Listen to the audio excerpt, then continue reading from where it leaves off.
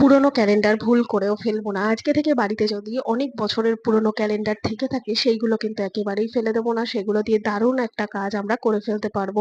তো এই জিনিসটা করলে কিন্তু আমাদের দারুণভাবে উপকৃত হব। তো কি সেই কাজ? বন্ধুরা, আমাদের প্রত্যেকের বাড়িতেই যে কোনো ধরনের বই খাতা থাকে। ঘরে বাচ্চা থাকলে তো তাহলে কথা নেই। আর যদি বাচ্চা নাও থাকে সেক্ষেত্রেও বড়দের জন্যও কিন্তু রান্নার বই থেকে শুরু করে গল্পের বই এরকম নানান রকম বই থাকে। তো সেগুলো একটু বেশি পুরোনো হলে দেখা যায় যে ওপরের